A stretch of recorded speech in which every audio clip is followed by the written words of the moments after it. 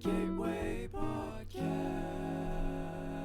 So, welcome everyone to the Gateway Podcast. We are on episode 13, and we have another special episode in store for you today.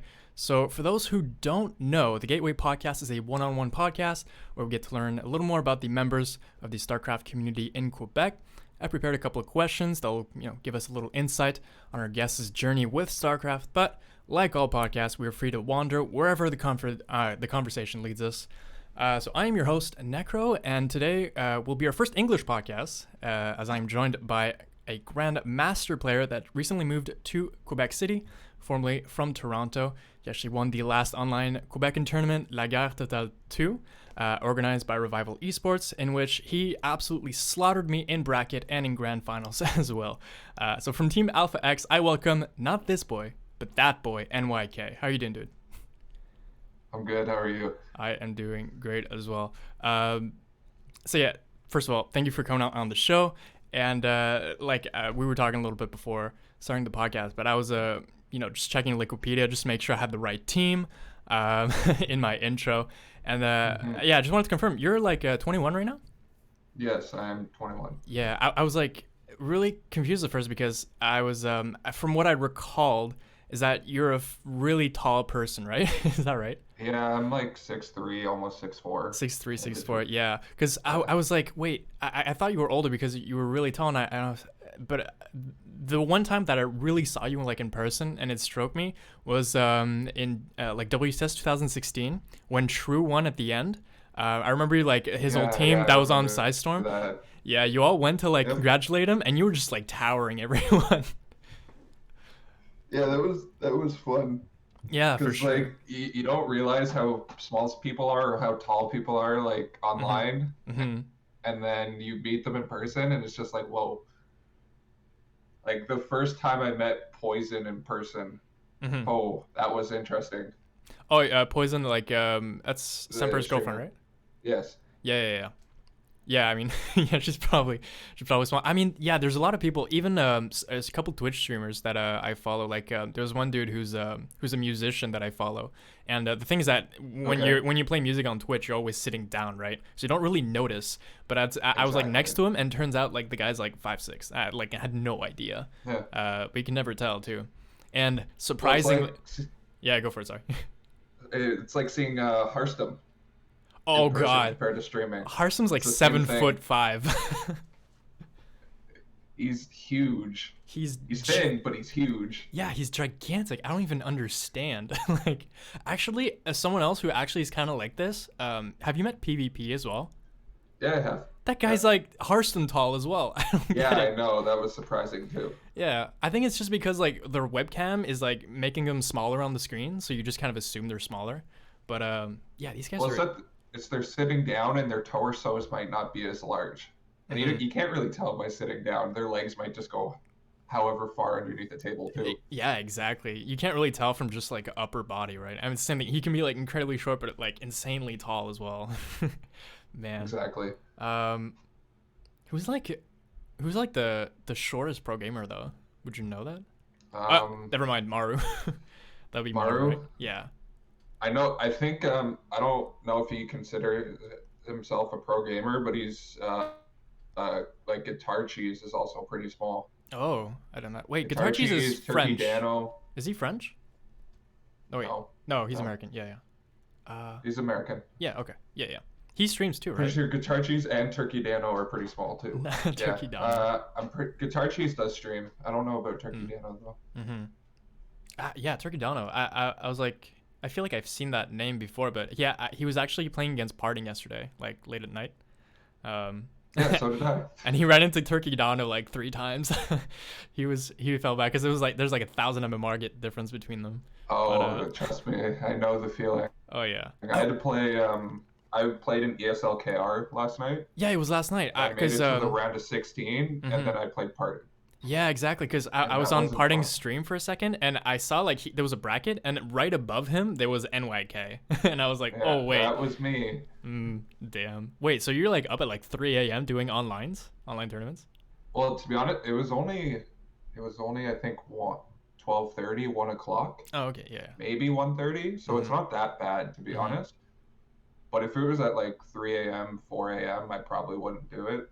Yeah. It's just because it like I want to get good practice, but playing on the KR server, I have 200 ping, but there's only like 30 people signing up. When the North American one, there's like 100 Hmm. plus people usually signing up, and it takes so long. Yeah. How did And the I games usually get go? matched by they went very one-sided. What happened, dude? What happened here? The first game, he went for just a one immortal gateway push, Oh, but is his it? first attempt killed like 6 workers. Oh my god. Yeah, But it's so the game crazy. was over then. It's crazy how like like you're always able to defend like the first Reaper. You can always defend the first Adept, and then you like literally put them in like a person with like 6.5k plus, and there's like, wait, what is even this unit? It's broken. Yeah. Like, Well, yeah, that is true. mm, It's you can see there is a large skill gap, but mm-hmm. eh, it is what it is. I just want to play. That's all. Was there any like whenever you face someone that's like a lot higher than you, what's kind of like your general game plan? Do you like plan out what maps you want? Do you like have a very specific build order, or like how do you plan that? Mm, No, it really depends who I'm playing and what um rate where if it's in a tournament or if it's on ladder or Mm-hmm. anything like that. Mm-hmm. Because I know in tournaments I play like last year in DreamHack Montreal I played Showtime and Stefano, Mm-hmm. and I almost took a game off of Stefano and those games were actually really good and he came over and we talked about it, which was awesome. And then the Mm-hmm. games versus Showtime, I just got they went like 15 almost 20-minute games, but I just got out multitasked Mm-hmm. easily. Yeah, man. So I don't usually want to plan just all ins or anything like that. I Mm-hmm. rather macro and see where I'm Mm-hmm. def like losing the game, Mm-hmm. because that's how I know I'll get better eventually. Mm-hmm.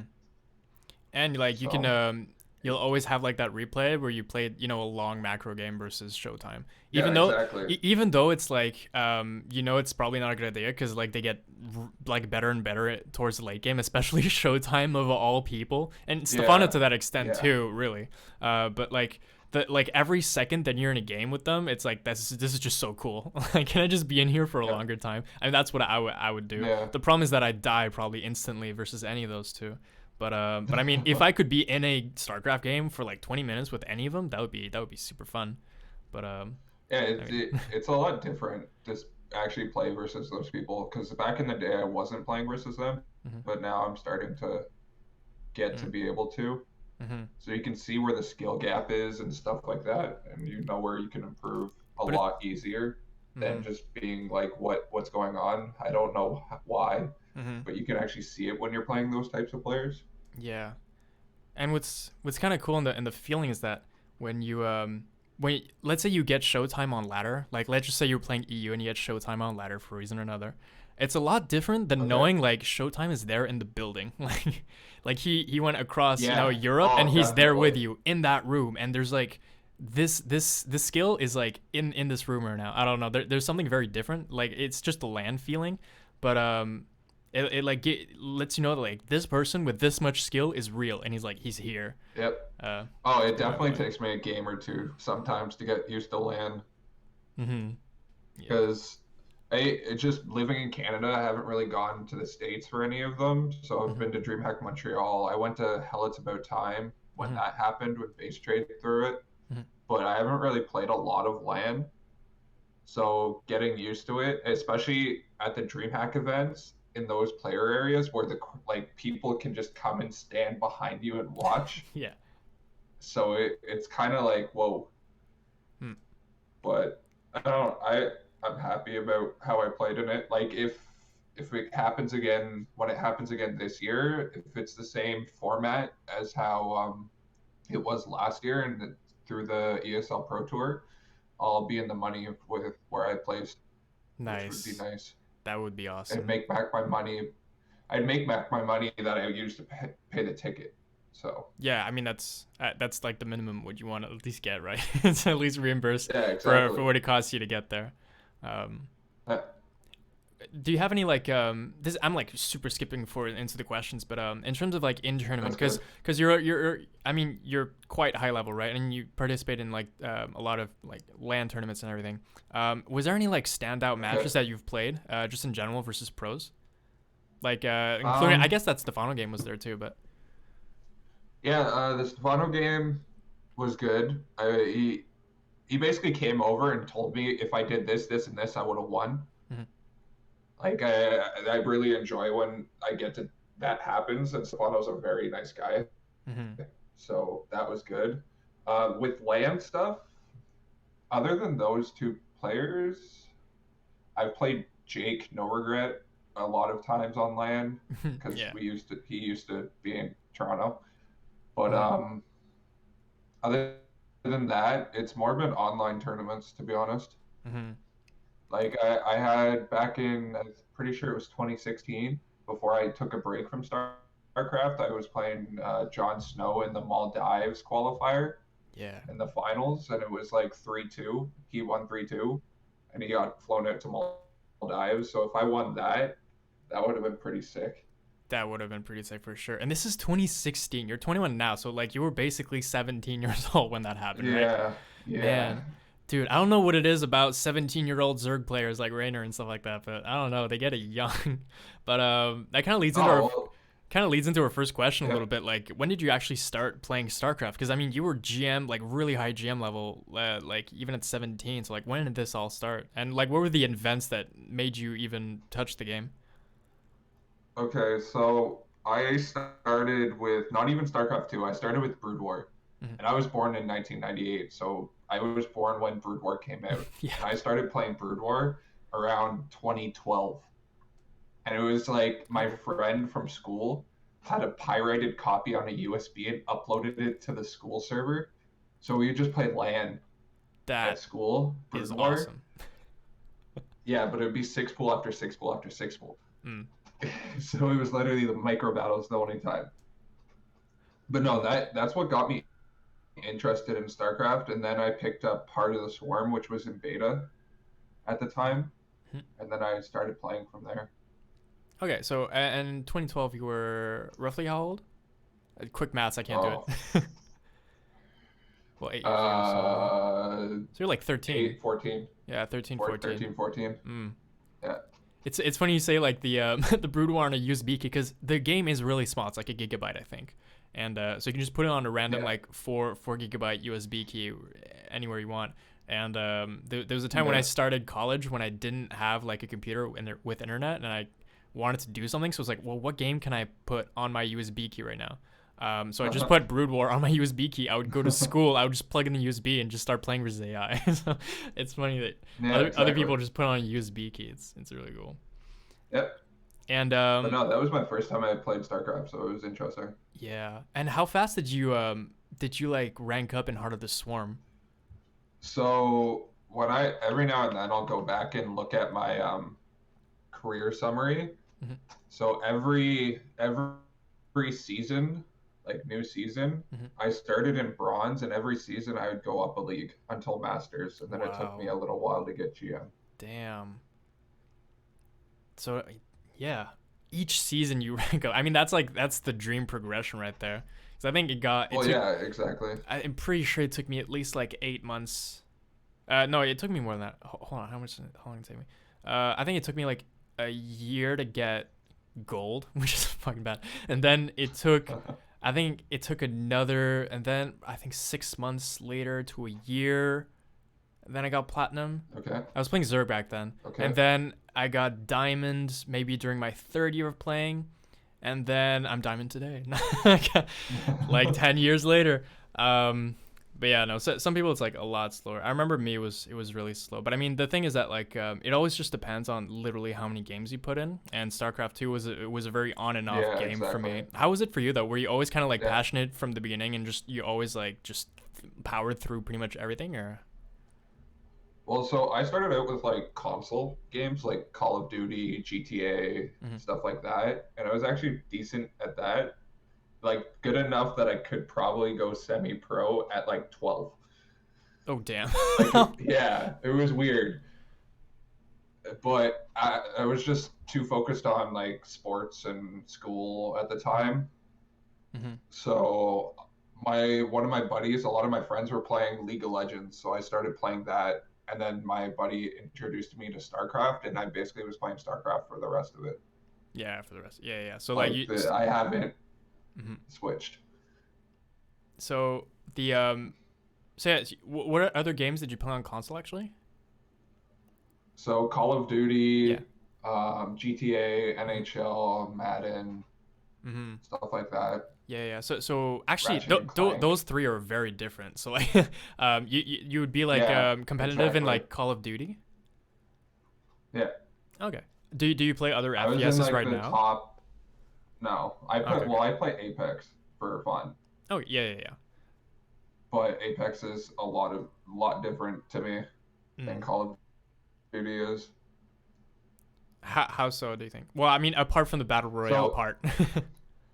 apart from the battle royale part, I feel especially since I played on PC, so it's a lot of there's a lot of what they'll call flicking. So it's Mhm, like you can just randomly turn around and hit a shot like they do in mhm, CS:GO. mhm, It's just there's a lot more to process, and you have to have teammates to play it if you want to play it at a decent level, mhm. because you can't just queue in public games and have random people. Otherwise, it's just gonna end up in a big mess. Was it in Call of Duty where they invented the term 360 no scope? Is that like the Yes, turnaround thing? it was like Okay. Call of Duty. Yeah, it was Call of Duty or Modern Warfare, which is Okay. basically the same thing. They had like the same mechanics of like turning around and shots. Yeah, Okay, yeah, okay. And like you were 12 and you were like really good at that game, like semi pro already. yeah, Damn. yeah. Which was my dad saw it and he was just like, "What the hell is going on?" Damn. I don't know. I was pretty good at video games Mhm. as a whole when I was young, When did except for League of Legends. when did you start video games really? Um, well, my dad was always into like GTA and like the Ratchet and Clank, like the kind of just story adventure based game. So we Mm-hmm. started with that. Me and my brother started with that when we were like, probably say 6 years old, 5, 6 years old. Yeah. We started playing stuff like that on like PlayStation. Mm-hmm. And I think I started playing Call of Duty around 8, 9, Mm-hmm. Did maybe you 10. did you get into that yourself, or was it like you and your brother, or did someone show you that game, or No, it's just me and my brother wanting to play it. was it like the most popular shooter at the time or something, or? Yeah, Mm. it was one of the most popular games at the time, so we're like, why not? Mm-hmm. Do you still play Call of Duty from time to time, or is it kind of something you put behind? No. Well, it's console. Like I played on console, and I don't have a console with me, so I don't No. really play it. Mm-hmm. Like I used to play Battlefield a lot on PC, but I stopped playing that Mm-hmm. like a couple years ago. Mm. What But yeah, there's something specific, I guess, to shooters where it's I don't want to like draw any weird conclusions, but like there's yeah, we mentioned you were like in the military right now. Did that play an impact at all, or what okay. made you go into that? I guess.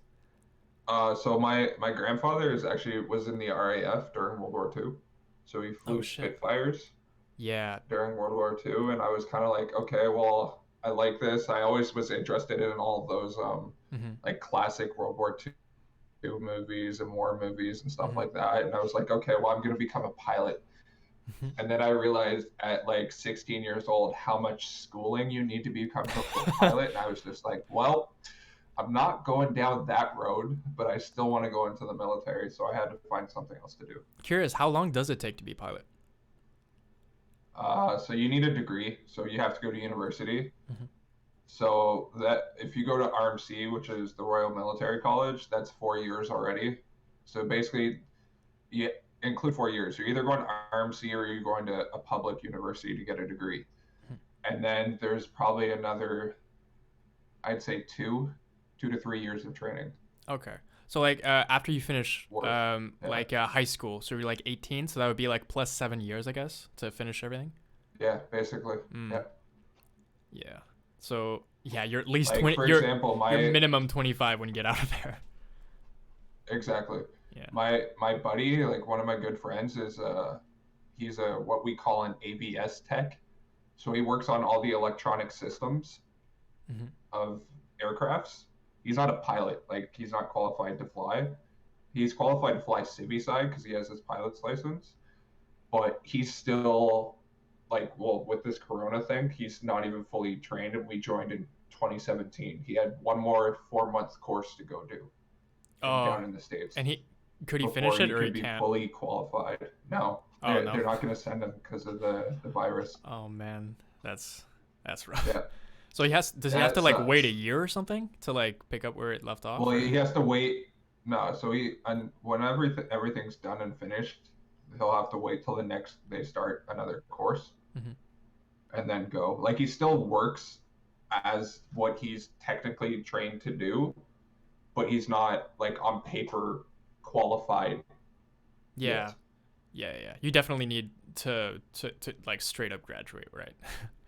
uh, Yeah, it's like he's working, let's say, like an internship right now, mm, but he's not fully qualified. Like you have to do time through that internship. He needs another mhm. 4 months. He needs that one course, Yeah, and then he's can yeah, work yeah. on his own. So this is like a whole family thing basically. Yeah, basically. So I saw you were combat engineer. Is that right? Yes. What does that mean? Because it's not every day I like So hear these I titles. yeah.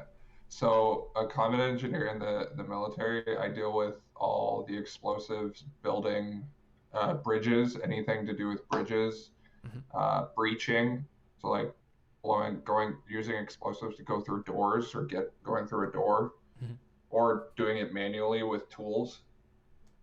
Anything to do with mines and bombs, that's us too. Hmm. So yeah. Yeah. Okay. So it's like Have you seen Hurt Locker? I have not. Okay, well, Hurt Locker is like a tidbit of what Canadian military engineers do, but it's not the best Mm-hmm. movie. It's a movie to get a general concept, Mm-hmm. but it's not the best concept. Mm-hmm. Like there's certain stuff we wouldn't do, like protocols we wouldn't do, but it's a decent Yeah. way to think. Yeah. I mean, I get the general picture where it's like it's all about it's kind of like getting from point A to point B and how to make whatever's in between um, Go away. go away. Yeah, basically. Yeah. Whether it's like a bridge or a door or mines or whatever. Oh Yeah, man, exactly. that is pretty crazy. Insert. I don't want to be like super cheesy and insert a StarCraft joke right here, but this sounds like very Terran shit right here. Um, like, does Yeah, it is this sure. is this why you're always really good against Widow Mines? Nah, okay, I'm not gonna do that joke. It's No, terrible. Fuck that. But no, I just know how to split. yeah. I'm assuming this is not what you do. It's like if there's a minefield, you don't tell people, just split. It's fine. Yeah, I know. No, Probably I not gonna get on my happen. face and have to crawl through it or use a mine detector. And so the position you have right now, how much like education or training did you have to go through to do that? And are you High finished actually, school. or? Yeah, I've been qualified for almost 2 years now. Oh, okay. Almost. It's been a year and a half Hmm. since I finished my training. Hmm. And is it So yeah, but all I needed to do was high school are you always because like? they teach you everything. So Oh, okay. And do you like go away for like a certain amount of time? Like how much time are you home and versus like I don't know if you go like on the field or like in camps or anything, but like the well, yeah. it go. Yeah. So it depends. Like the month of last year, October to November, Hmm. like almost the full 2 months, I was in New Brunswick, Gagetown, Hmm. and I was doing an exercise. Okay. So I was in basically with the forest for 2 months. Okay. Yeah. So next year, our base is supposed to be on what we call high readiness. So it's a lot of like workup training for deployments. Hmm. So I could be deploying next year to wherever Latvia or whatever is going on at the time Okay. for 6 months. Okay. And I'm assuming like But whenever you're like in a base or like ish or whatnot, like you don't play StarCraft at that point. No, I can't. Yeah, probably is what I assume. No, like when I go to it right now, work is basically like a normal 9 to 5 job. Well, it's not 9 to 5 for us, but it's Mhm. basically like a normal 9 to 5 job right now. Okay, cool. But when Um, we actually have to go do stuff, it changes. mhm, cool. Yeah, I guess that's pretty much it. Do you kind of is there like parts that you what are like the parts that you like enjoy the most about what you do? Um, Definitely working with explosives. Every engineer likes that.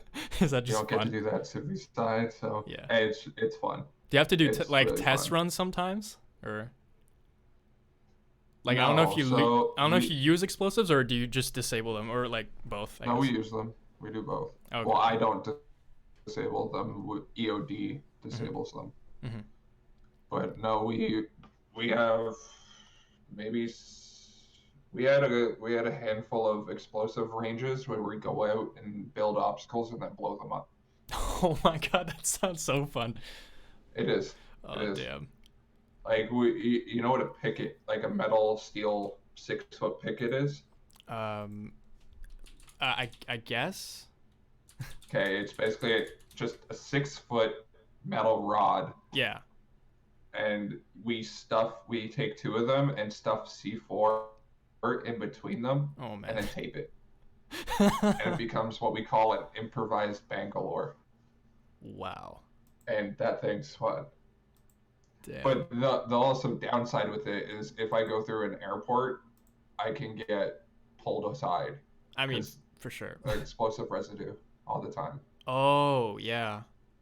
Um, Yeah. I mean, where would that go? It would like go on like your clothes or something, or Yep. Yep. yeah.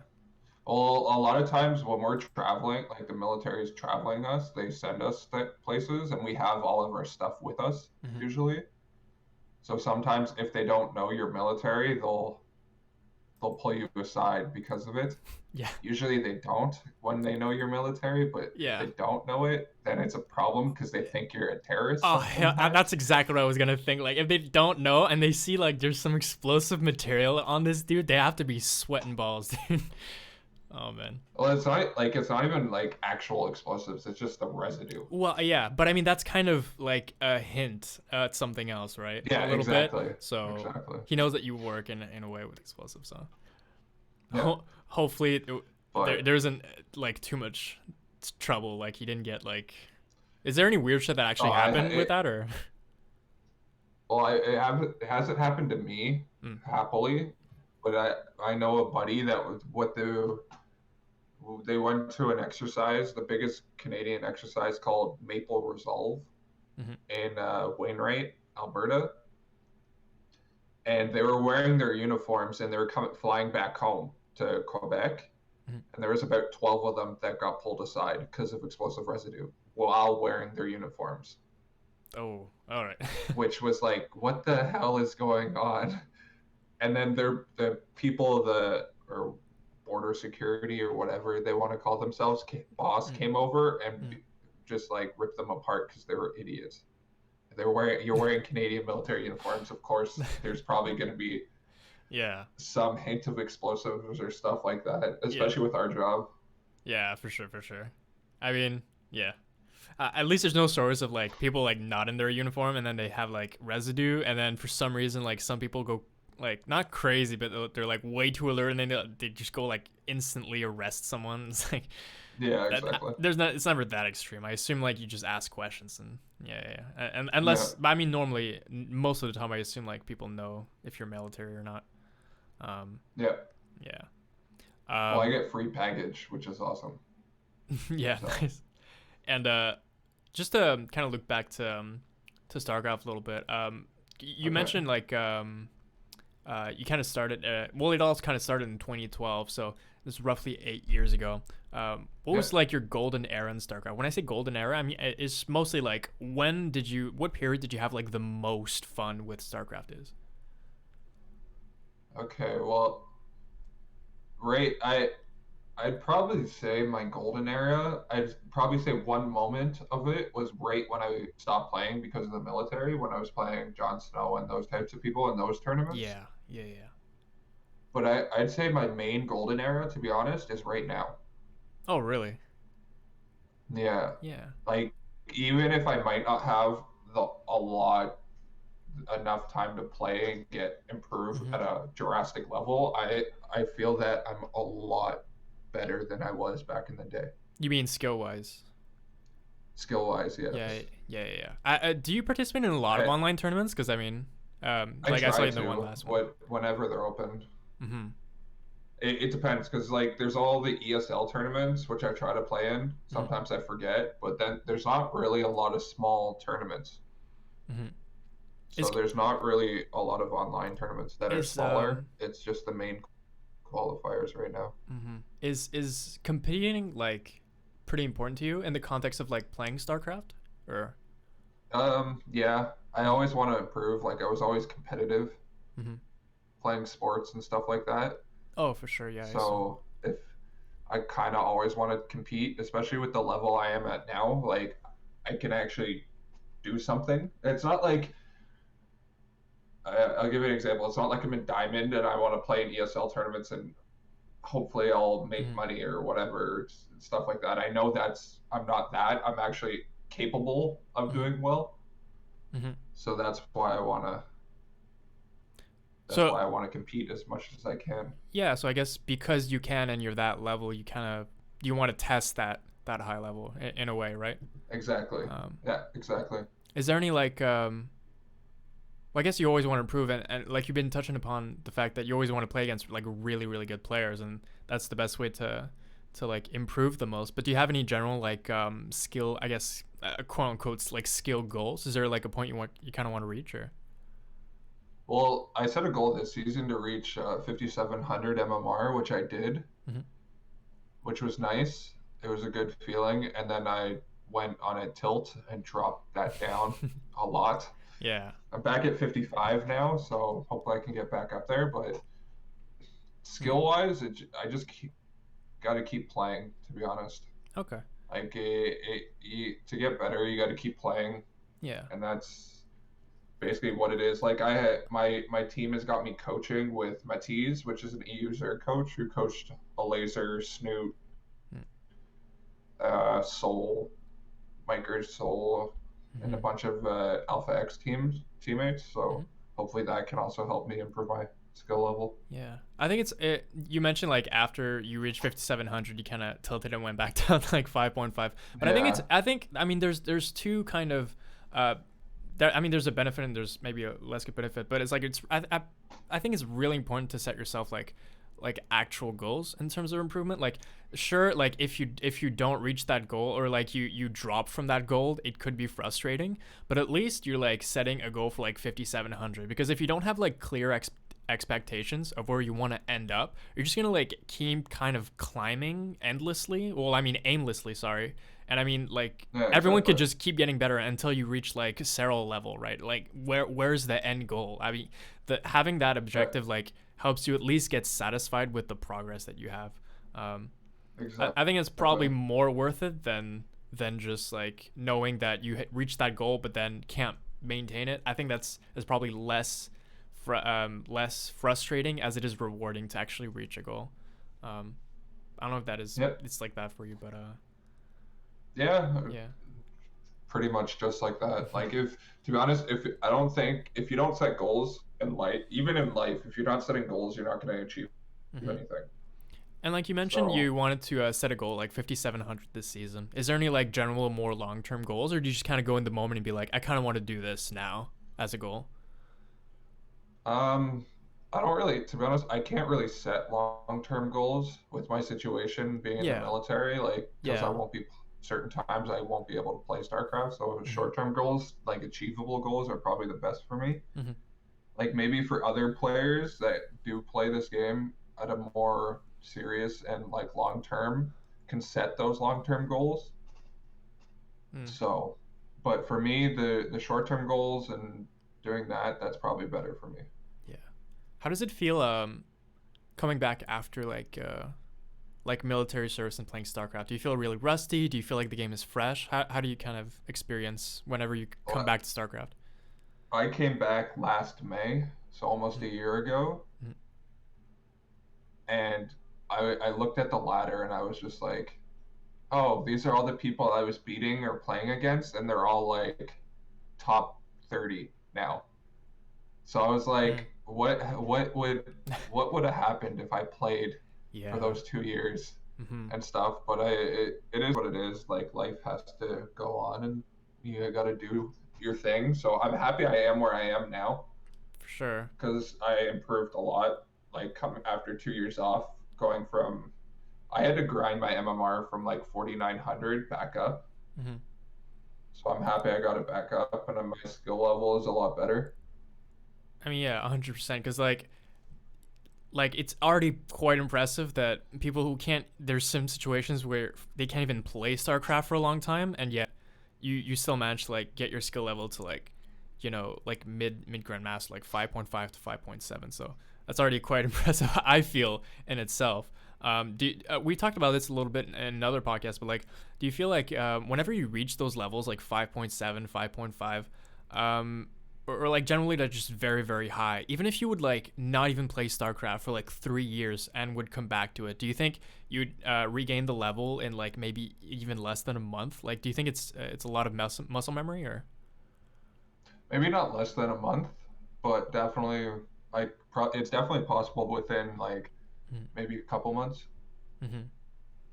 And But no, like once, like you said, it's a lot of muscle memory, and it's just the one thing that I had to get used to coming back to StarCraft was the new game, like the new meta and the new game and stuff like that, yeah, and but how it's played. yeah, and generally, like even if you didn't play for like 3 years, like in general, from the muscle memory, the fact that you don't really get supply blocked and you have like really good macro, most of the time that carries you back to GM like pretty fast. Yeah, After exactly. that, it's just like Well, that's you the just main thing. gotta meta, yeah, and everything. Yeah, Hmm. like macro is one of the main things that keeps you going. So unless you're like one of those players that just does cheeky builds or cheeses to get to Mm-hmm. GM, but you don't really. There's a few. There's always going to be the few, but you don't see Yeah, them playing in a lot of tournaments and stuff. yeah, So no. Um, oh fuck. Oh, what was I gonna say again? Oh, right, right. How much time do you spend on StarCraft these days? Like either per day or per week, I guess. probably too much, especially right now. I'd say wake up around 9, 10 o'clock, Mm-hmm. and I go get a coffee, and then I open up my computer, and I'm probably on the computer till Mm-hmm. 4 p.m. and then I hang out with my girlfriend until she goes to sleep, and then I'm back on my computer, Mm. and then I fall asleep around 2:30. Yeah, 2:30, something like that. So when you say like So back on your computer, you mean like on your computer playing StarCraft or? I it might not be playing. Like last night, I did play a bit. Mm-hmm. So sometimes I do play it later at night, but a lot of times I'll be watching streams or watching replays Mm-hmm. because I get a lot of replays through my team right now.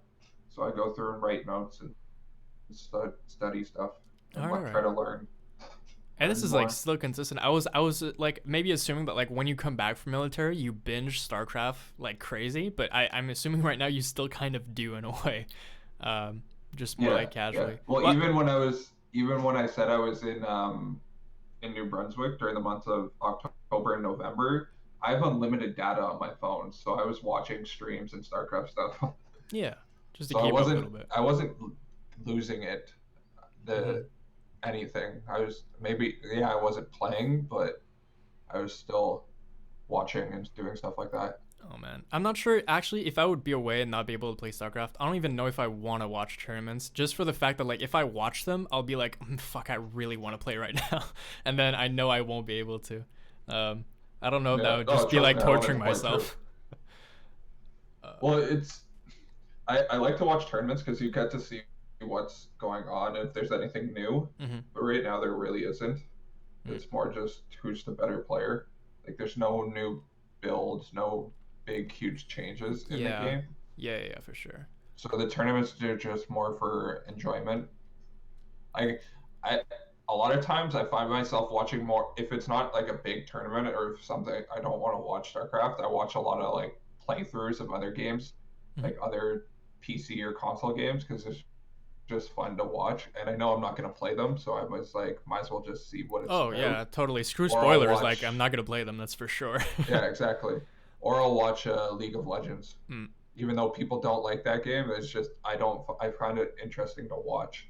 I find it's pretty interesting to watch just because like in there's just so much to look at Yeah, from exactly. the screen because whenever you're in team fights, like just everything coordinating together is really crazy. And I think Yeah, league commentators are some of the most impressive like play-by-play commentators I've ever seen. How the hell do you yeah, play-by-play a 5-on-5 with all the abilities and all the items, see everything and say it instantly? That is legit yeah, like exactly. that is the most rap god thing I've ever seen. It's for real. I'm blown away every single time. I have no idea how they commentate play-by-play a 5-on-5 fight.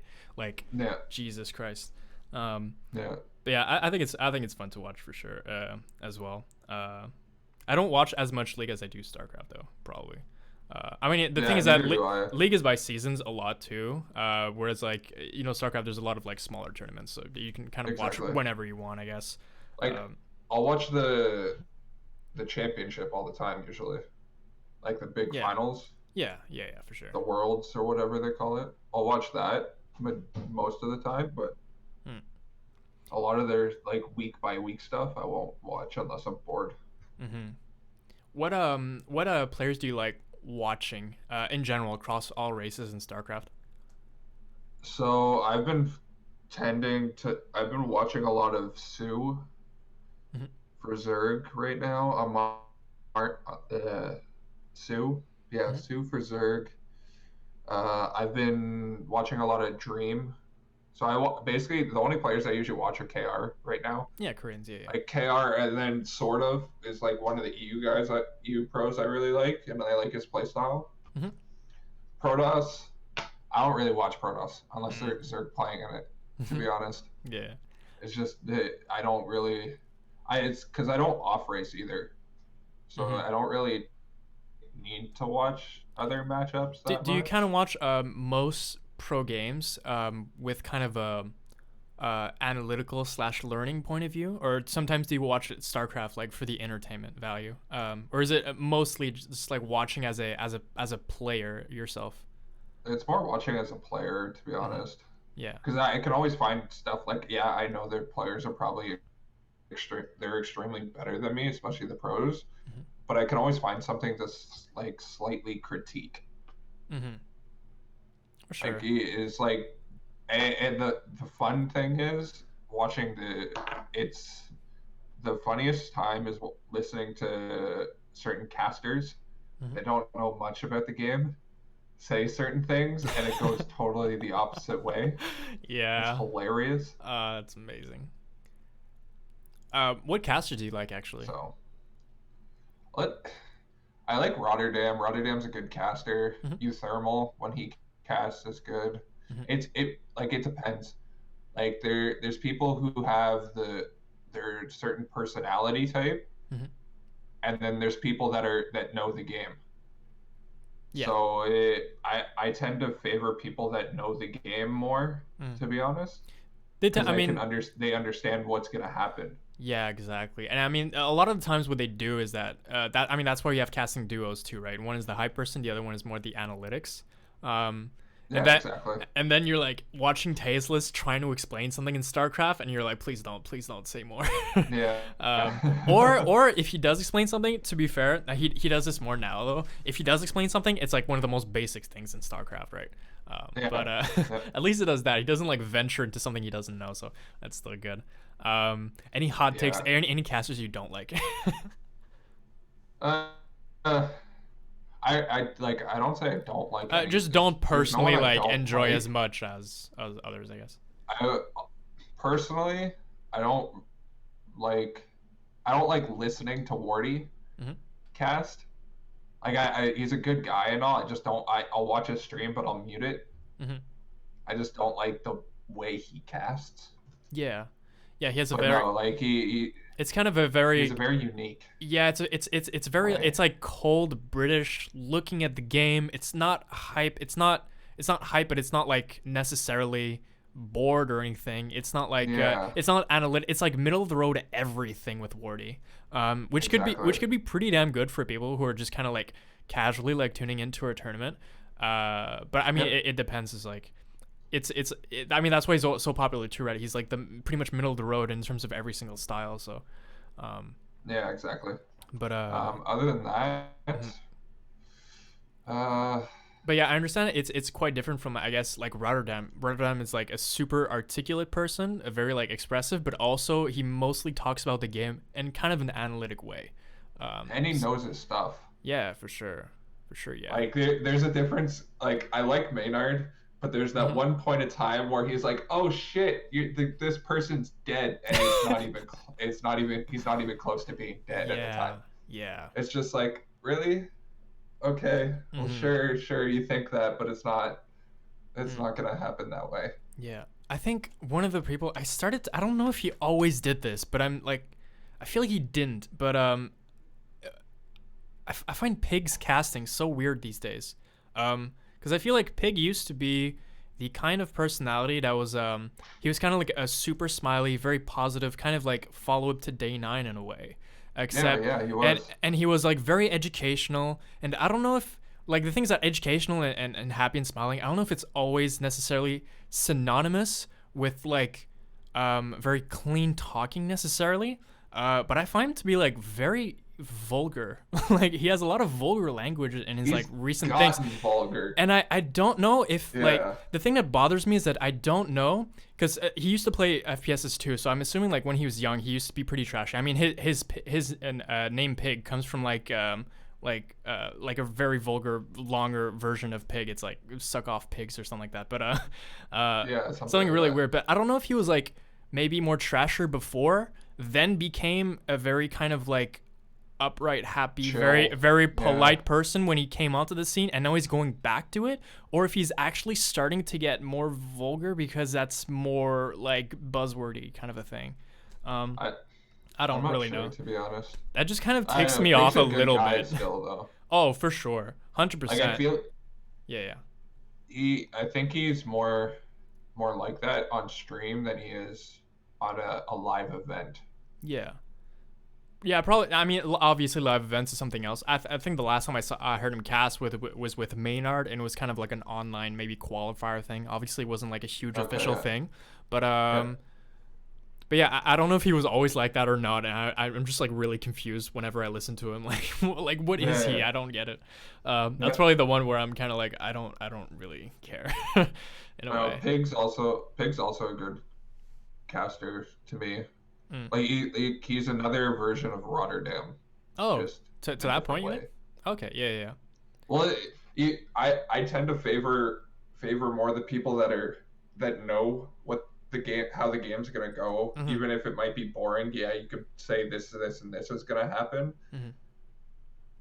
but Yeah. there you can say it that makes it interesting, and Mm. it's not like just something happens and then the game gets thrown under the bus by someone saying, "Oh, it's over," when Yeah. it's totally not. There was a meme though where pro players did that, right? Especially like Homester Cup, where Yes, there Special would was. just be like, "Yeah, it's over now," and then it was not over, and then Cyril would be like, "Yeah, no, it's over now," and then it's like not over, and it's like, well, it's not my fault Yeah, if there was a he meme. keeps throwing the game, like, um, some weird shit. So pro players kind of did that as well, but I mean, um, Yeah, but yeah, I mean, it's interesting that you compare like Rotterdam and Pig because, and it's not just about the accent, but they have very different musicalities. I feel like in their voices, but yes, they I do. guess they do kind of come from the same point where they are kind of both.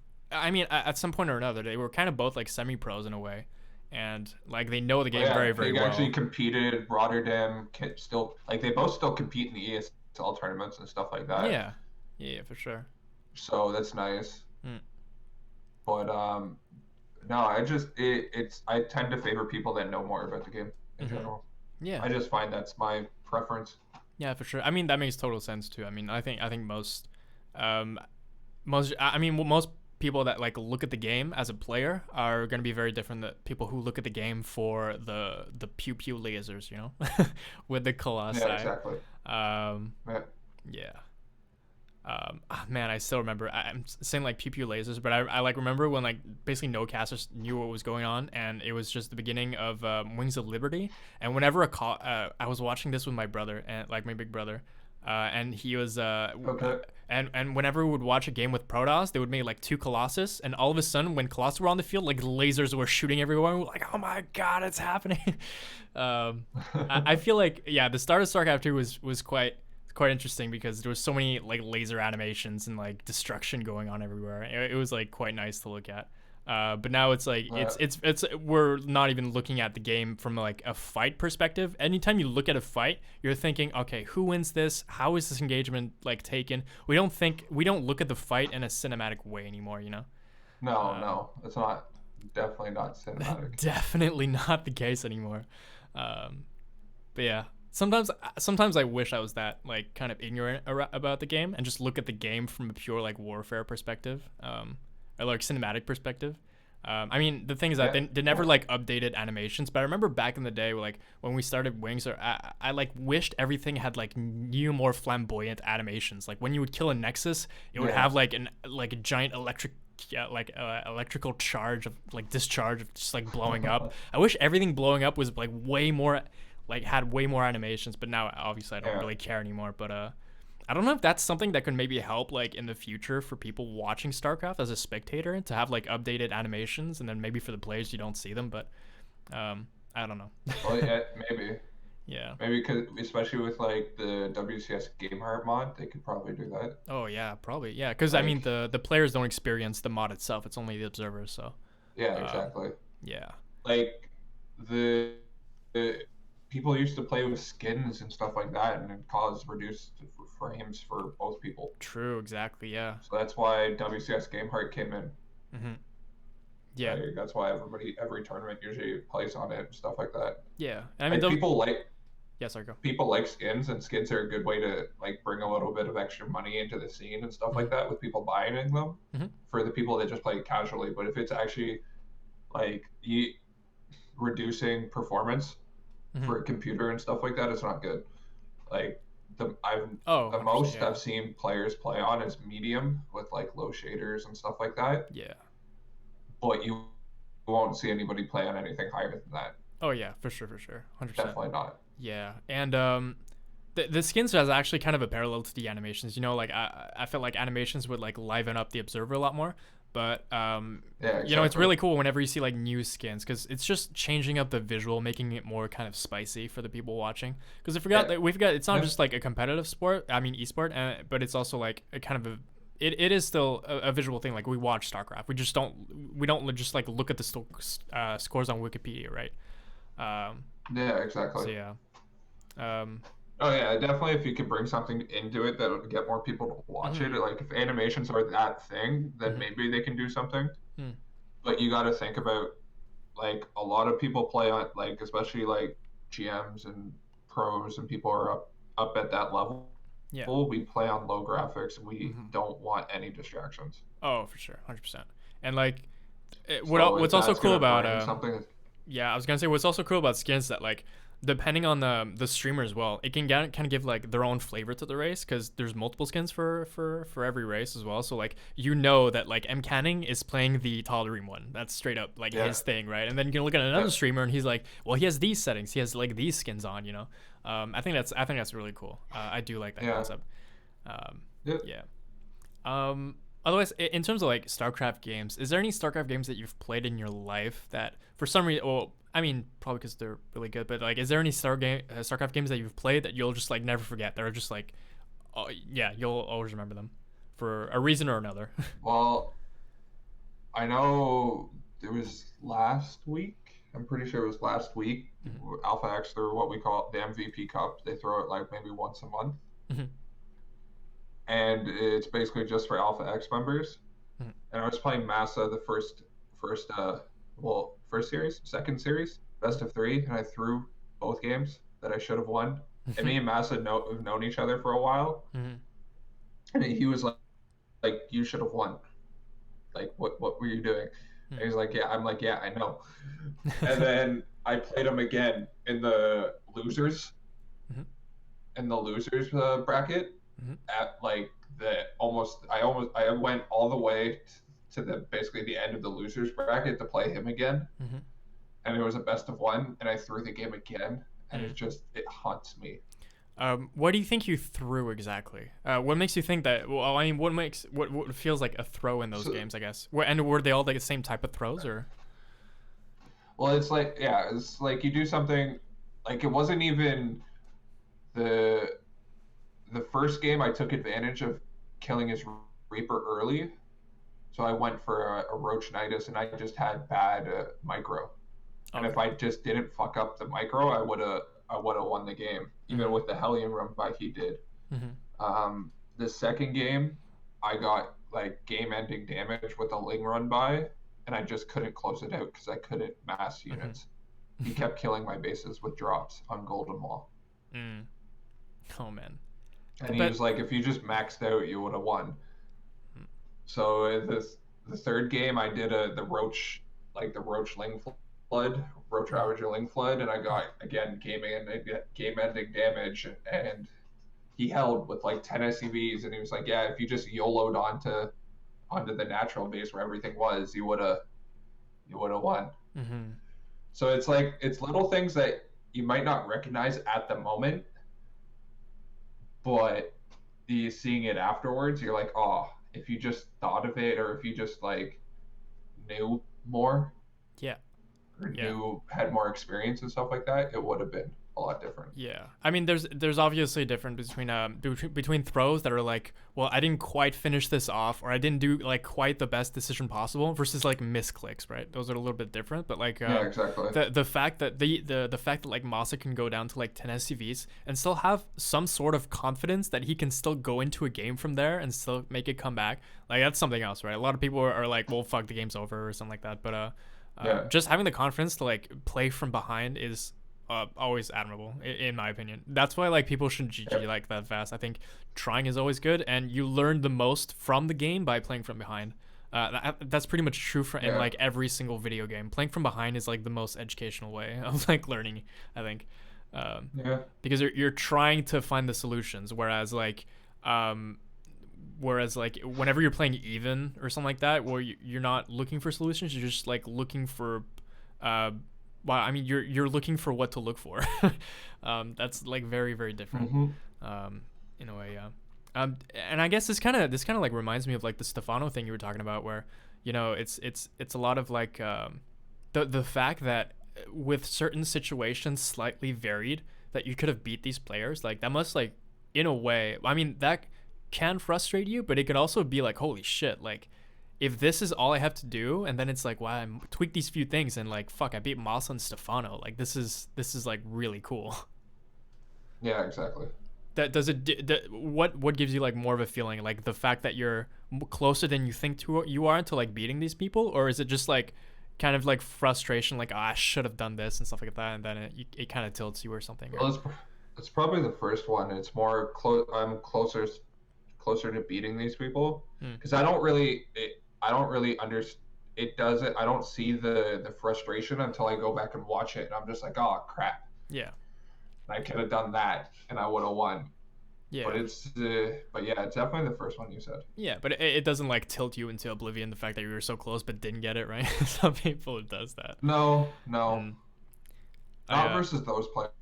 To mhm. be honest, Does it do you I ever have an think about it issue for a long versus. time? I was gonna say, like, whenever you lose these games, do you like take do you move on pretty fast and like with the ladder and what you do, or do you kind of like think about those games like the shoulda coulda kind of situation? A bit of both. Like I always, I'll send like my replays to buddies and have them look at them and see another point of view Hmm. if I need it. But a lot of times I can just figure out where I went wrong on my own Hmm. and then go on. Yeah, And usually I'm good. yeah. So you're able to like move on from all those things, right? It doesn't like haunt you or anything in a Yeah, way. exactly. Mm. Does Yeah. The thing that tilts me the most is probably North American ladder. true, kind of, yeah. It's just it's such It's, a I mean, hard place to actually learn stuff. it's weirdly a pun, but it's kind of like the Wild West of StarCraft, Yeah. where It anything can happen, basically dude. is. Yeah. literally the Wild West. But I guess those games stick out because you feel like you're really close to beating like these people, right? So I guess you don't Yeah, really forget how they happened. Um, yeah, exactly. yeah, and like, is there like a specific like feeling in StarCraft that you just love that will always make you want to like click the button again? Or Um, Probably improving, like knowing that I'm improving. Mhm. It's probably the best feeling. Like when you come so close to beating someone and they just inch it out of you and they're a lot better than you, then that's awesome. Like even though you lost, Yeah. but you're improving. Like you're Hmm. getting better and you'll eventually be at that level that you Yeah. need to be at. Do you think you scale yourself more against other specific players, or do you kind of like I kind of know the answer to this question, I guess, but or do you use MMR a lot to like scale how well you're doing, or is it really more based on how you do versus people? Well, it depends because I don't like to use my MMR because I don't know why I tilt. I fluctuate a lot, Mm-hmm.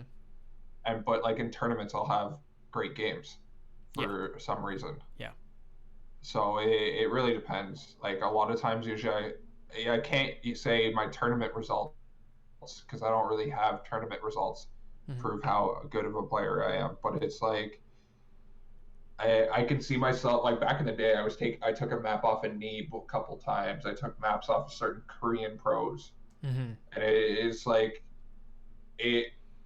It's a bit of both. I'll say Yeah, for it's a sure. bit of both. Like you can't use ladder because that much because it's just everything can happen on ladder. Like you could throw a game easily just because you didn't do something or like your internet just dropped Mm-hmm. and you lost 40 points. Well, you can't. It's oh well that happens. Yeah.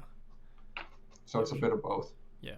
I guess the I remember I still remember this tweet from Liquid Snoot a while back, but because it got like retweeted by Day9 and stuff, but Okay. it was a really good tweet, and like it kind of reminds me of like your situation a little bit, but it's the best. He said this, and I this is a quote. I still remember. This was like 5 years ago. He Okay. said the best part of losing on ladder is winning in tournaments. I feel like that's so Yeah. cool because Definitely. anything can happen on ladder. But when you're like kind of really playing the player, and it really becomes a true one-on-one PvP kind of match, then that's what matters. And when you do well in those, it really does override whatever like shit that's been happening on ladder because really that doesn't matter at all. Ladder doesn't matter. Yeah. Exactly. Um, Oh no, it definitely doesn't. yeah. So Like my buddy Starkiller, I always rant about me tilting, and he's like, "Don't worry, it's just ladder. it is. It Like is it's just not a." ladder. The problem with ladder is that there's MMR, and sometimes that tilts us. Yes, um, exactly. but whenever you play in tournaments, it kind of like reminds you that MMR really, for real, isn't everything. And a lot It's of people not. who don't like to hit ladder or are afraid to like lose their MMR, that's the feeling that like they should get so that they don't worry as much, or maybe they get less anxiety. Yeah. There's a lot of people who like who just like get at their peak and then either they just start playing unranked or they just change accounts and just leave that account at that MMR because that number is very important to them in a way. Um, Yeah, exactly. Hopefully that happens less. And hopefully, also, whenever you lose to someone who's maybe lower MMR, you probably get less frustrated because you realize that their skill is also just, it's not as relative to their MMR as it is, you know? And Yeah, yeah. yeah, for sure. Um, is there, hold on. I guess, um, where do you kind of see StarCraft and RTS in the future? Like, I guess from your head perspective, and what do you want to see from, I guess, like your heart perspective in terms of like this whole kind of Okay. scene?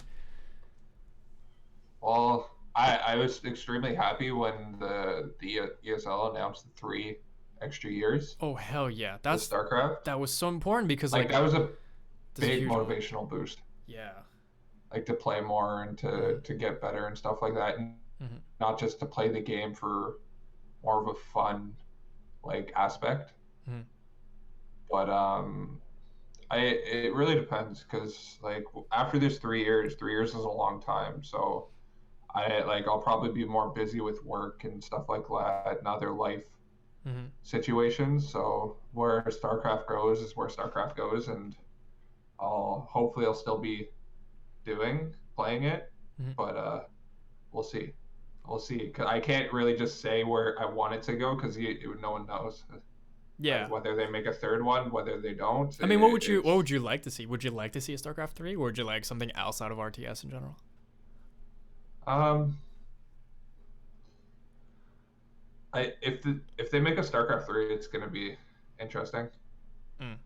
It's it's hard to say because StarCraft 1 and 2 have had like such a long history Yeah. that it's hard to see a new StarCraft. Like I would if they're gonna I'd probably say if they're gonna try to do something new, just make another expansion for for StarCraft 2. Mm-hmm. To be honest, I don't think they're at the point where they can start a new game. Like yeah, it's not Mm-hmm. gonna be brand new, like fully new. Like there's gonna be similar stuff, but I don't think they're at the point where they can do a brand new Yeah. StarCraft 3. I mean, if there was a StarCraft 3, it has to be like a very similar situation to how Brood Wars players felt when StarCraft 2 came out. It's like, well, fuck, do we switch? Do we just keep playing Brood War? And I guess for real, both games are still being Yeah, played in exactly. tournaments, right? So what I assume would happen is that if there is a StarCraft 3, StarCraft 2 and StarCraft 1 tournaments will still be running. It's going to be like all three of them because people have invested so much time in those that like if they do switch, they might switch first and then come back later, right? This happened with like a lot of Kespa players where they would like go to StarCraft. I mean, wait, does Fantasy still play? Yeah, Fantasy didn't Yeah, switch back to Fantasy Brood still War, right? plays.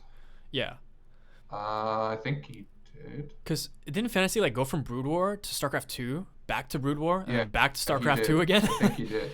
Yeah, I'm not sure if he's back to StarCraft 2. 'Cause I haven't seen his name in a while. Like, I true. know I Yeah, did see it in StarCraft 2, and I've seen it in Brood War. yeah. So I'm not 100% I feel sure like right now. he's the player that did the most switching over. But yeah, after that, Jaedong went to StarCraft 2 and then he went back to StarCraft 1. Went Flash back to Brood also. Yeah, War. yeah, yeah, Yeah. pretty much. So I'm assuming like Yeah, it's the same it. thing with Life. Life Wait, did Life plays that StarCraft too. 1? Yeah, Life Oh, played oh. StarCraft 1. He played Brood War. But is he playing now in StarCraft 1? I don't think he's playing now. Okay. He might be. I would have to check. Yeah. Yeah, he might But be like on the I ladder, know but he I don't think he's probably not in tournaments. playing. Mm. But no, Jaedong definitely is one of the big ones. Mm-hmm. Um, who else? I can't think of anybody else. So I know, you hear more about Koreans coming back from the military, to be honest, than Yeah. switching now. Yeah. Like Byun's back. Mm-hmm. You haven't seen him in tournaments, but he's back playing. I know that. That's gonna be fun. Oh, yeah. That's gonna be Oh, fun indeed. definitely. Byung was a very special hype moment. I mean, he's one of the most important players in StarCraft 2 by far. Like first teamless GSL champion. What the fuck? That's never happened. Yeah. Yeah. Exactly. But yeah, do you think like I don't know if this is gonna be based on the game or just based on the time that we put into, but I guess if a StarCraft 2 does come out, are you gonna be, I guess, still just completely devoted to StarCraft 2, or are you like open to actually switch to a whole new game? Because I mean, there's so much time invested in StarCraft 2. I'm open to switching if there's backing for it. To be honest, Mm-hmm. like it's like players like Neeb. When Heart of the Swarm was like closing out and Legacy of the Void Alpha and Beta came out, Neeb switched right away. Mm-hmm. And look where he is now. Yeah. He's like one of the best. He's the best American pro. True. Because of his switch. Yeah. And he switched before everybody else, and he was learning. He just learned everything. Mm-hmm. So, I don't know. We'll So I see guess- how it goes. yeah, I I can't guess- say for sure, of course, but I guess from like a competitive point of view, like you want to get as much. It's more under the optic of you want to get a head start a little bit, right? yeah, exactly. So might as well be pretty decisive with a switch if you do switch in a way. Yep. So like closely starting to leading to like the last question is like obviously like we put a pretty insane amount of time in StarCraft just in general. Do you ever get like friends or people that like critique you for like spending so much time on a game or? And my girlfriend, she doesn't. She's like, she's gotten more used to it now. Hmm. Like she kind of understands Yeah. a lot more now, so that's better. Do you have to? Do you ever But have to? at the beginning, I mean, just to all those people, I guess, who like may like possibly comment on that. How do you express like why not why you do this, but like why I guess StarCraft is important to you? Because I assume it is. like yeah, of course. Oh, like StarCraft was like is a huge thing in my life. Like it Mhm, was, I met so many friends through it. Like mhm, yeah, I had my friends through school and sports and stuff like that. But then that eventually went away, and I still have my StarCraft friends and like mhm. online friends that I get to meet once in a while. Like I'm so lucky to have like Sal up a tree, like Jason, Yeah, and like a couple others that we grew up in the same area and live relatively close to each other. yeah, because you're all So from we could Toronto, always right? just like hang out. Yeah, Yeah. basically. So we could just hang out and chill and stuff like that. Hmm. So it's nice to meet like a lot of people before were like, oh, you're meeting people from the internet. No, you shouldn't do that. That's not good. Mm. It was thought as of a bad thing, but it's good to meet new people. It's good to meet friends and stuff like that, and it's good to have new experiences and going, especially going to like events and stuff like that.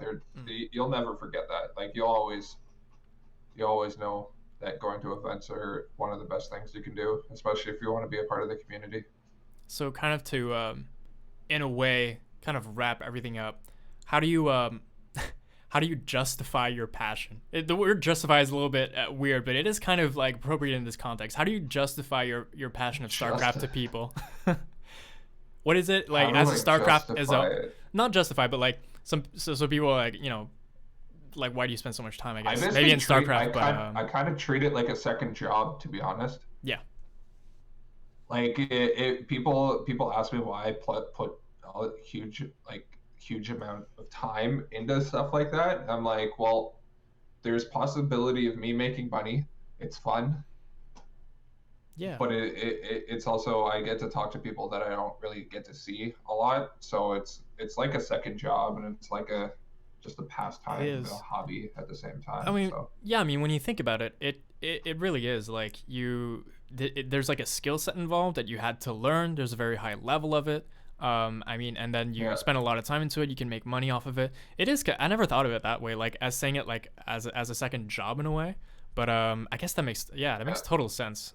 If people view it like that way. Um, yeah, for sure. That's yeah, really cool. yeah. Well, there's always like it's hard. A lot of people can't say that. Well, I'm like in the top 400 of people in the world that play this game, or the top 50 people that play in North America. Blah blah blah blah blah. Hmm. So it's nice to. It's like it's little things like that that also are nice to do and nice to have. Yeah. Like I even though it was like not like no one signed like only 30 people signed up for ESLKR, and I made it to the round of 16. Well, now I can say I made it to the round of 16 of ESLKR, but even though not a lot of people signed up, but it's a nice thing to it's just like nice mementos and tokens to have at the same time. When you say you said like you know you can say that you made it to the round of 16. Who do you say this to? Is it like other StarCraft people? Do you kind of like with your StarCraft friends you kind of like lift each other up and like kind Yeah, of my I guess in a friends. way you like It's share your passions in that way I guess or yeah, your it's just like my accomplishments. friends that I share it with. Mm-hmm. Because like on a normal day, like on a normal occasion, I would never make it like that if the Yeah. tournament was actually filled. If you think about it, so Mm-hmm. it's like little things like that. Like my desktop screensaver is what it where is it? Is it a screenshot of you in the round of 16? No, it's not a Okay. screenshot of me in the round of 16. It's from it was at 3 a.m. on like what I have it here 2016 season 3 3 a.m. and it's me at rank 1 GM when the No way. GM just opened. What? I held top in 2016 season 3. I held top 16 for like 2 weeks. That's awesome, dude. Oh man. So it's nice to have like little things like that. Mm-hmm. I mean, not only is it good for yourself in a way, but it's like it's cool that you can share that with other people because I mean like we're a community and like if you, even if you go on Reddit, like whenever someone posts that they got promoted, I feel like StarCraft 2 is very like supportive in It's that way. usually, yeah, it's Yeah, usually a very supportive they're community. very congrats. It's like I don't know if it's like this in like League, but like if you were to post that you made it to like Golden League, you would get fucking trashed. I feel you'd be like, dude, Yeah, that's nothing. Get the fuck out of here. Delete post right now. yeah, But like exactly. if you post that you got platinum or diamond on Reddit, you get like fucking 30 upvotes and people are like, congrats, dude. Yep. Um, Uh, so I think I within the community, it's really I nice to do share your find it, accomplishments. Yeah. yeah, like it. We're all the community is very nice and supporting, but I also do find it like funny when I see people posting they got GM and Mm, they're like 5K, maybe 5.1K, yeah. and then they lose it like in a week and they can't get it back. That's some Sal GM right there. Exactly. Oh Like man. I know for people to get like we call a lot of us call it like day one GM. Yeah. So Yeah. it's like you get it because not a lot of people are playing at the time and stuff like that. Yeah. And it's like, oh well, you played and stuff like that. You got it. Hmm. Good for you. And we just kind of find it a little bit funny. Like a lot of like the high ranking GMs talk about that. Hmm. So it's it's a it's a little funny topic we have to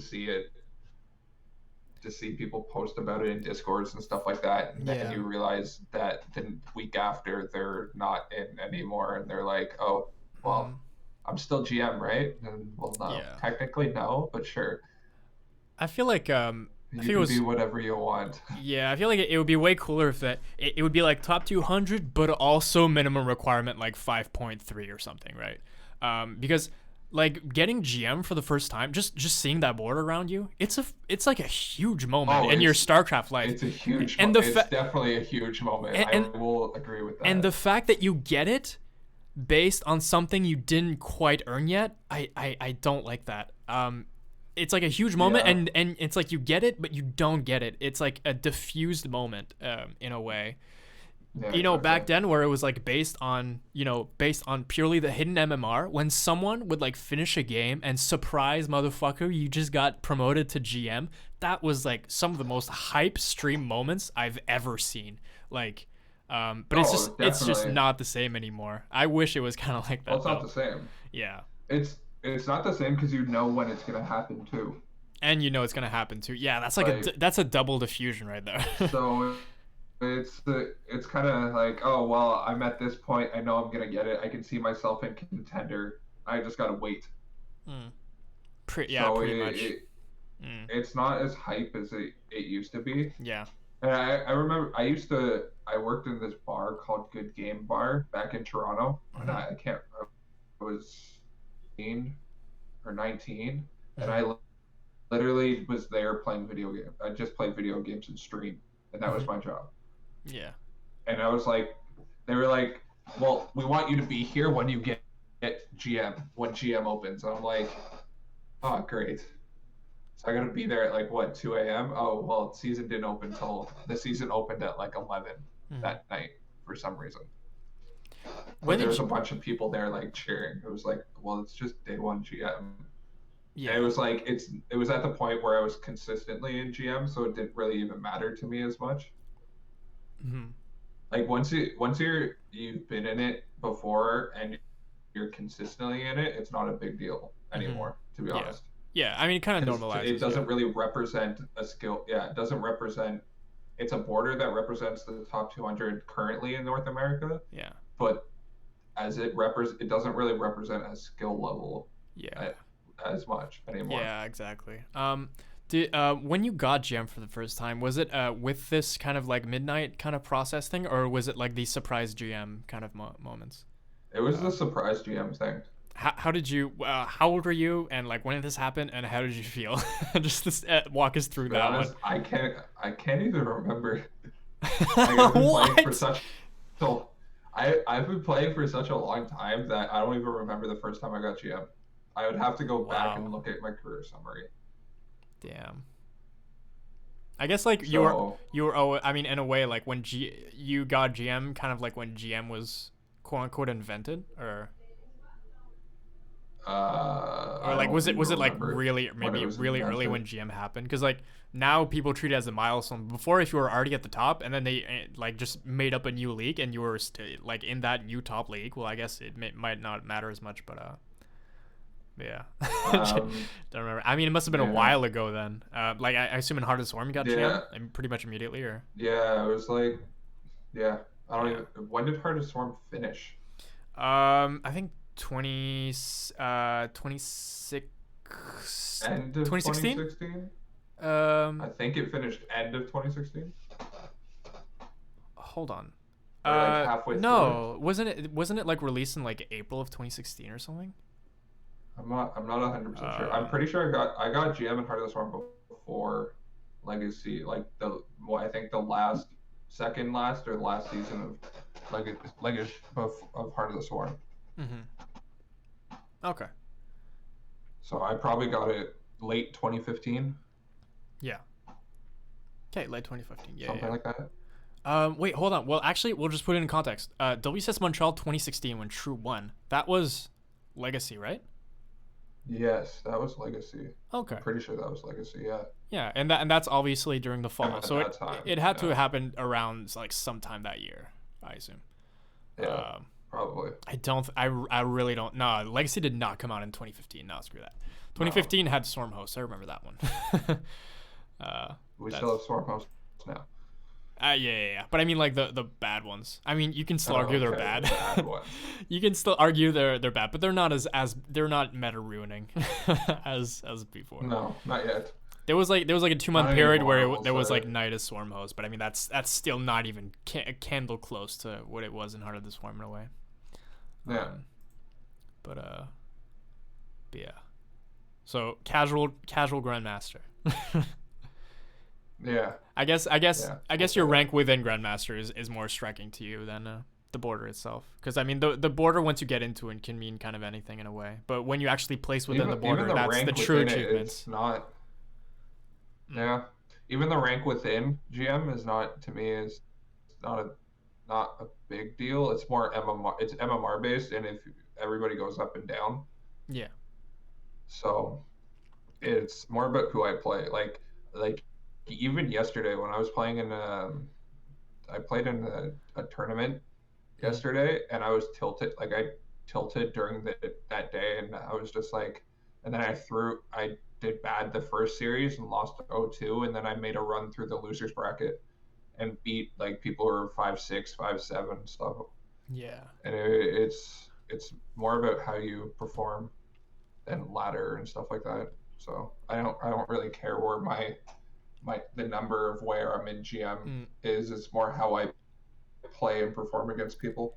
there's a there's a little difference between GM and the rest. Whereas GM, it's a little bit more tightly knitted in the way in the sense that like when you're in GM, you play other GMs, so you probably run into a lot of people several times, right? Um, is Oh, there you play the same people over and over and yeah, over again. over and over again. It's a What would you pain in the consider to ass. be your rivals right now in GM?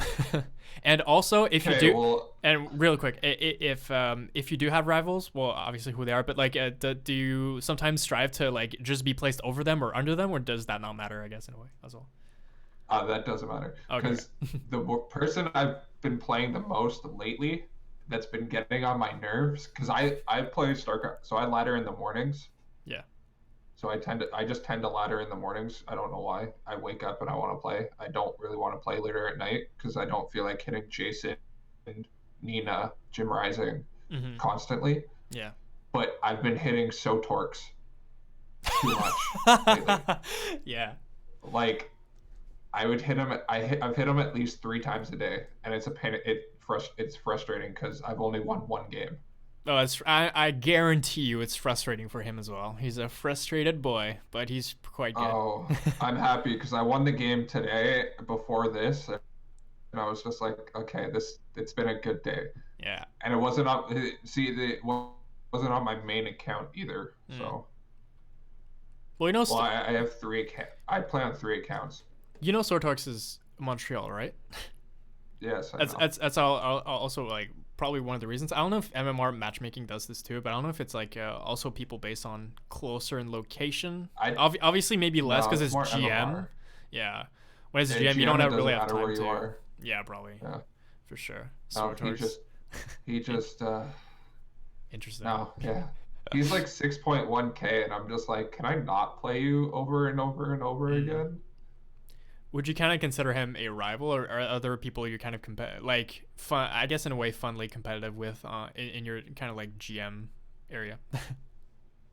In my GM area? Not yeah. I mean, in your Uh, GM range. I mean, or is just in general? yeah. I mean, just in general, Um, kind of like when you meet them on ladder, you're kind of like, here we go. It's like you, not like you and me again, but like in a fun kind of rival kind of way. Like you kind of like, I guess you strive to kind of surpass them in a, I don't know. um, Not really, to be honest. Like, I'll have the tournament kind of rivals. Like, I love playing Sal, hmm and it's fun. Yeah. I love playing my buddy, like friends, like Steadfast and stuff like that. It's fun to play people you know. Yeah. Yeah. Yeah. So I don't have really a main specific rival because I don't really play enough people that much. hmm Like I'll play people over and over again, but I don't really consider them my rival because I just play them over and over again. It's like you kind of want to have a good, healthy match, Mm.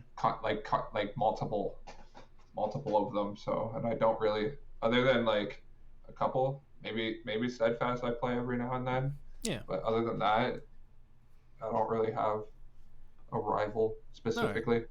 Yeah, yeah, that's fine.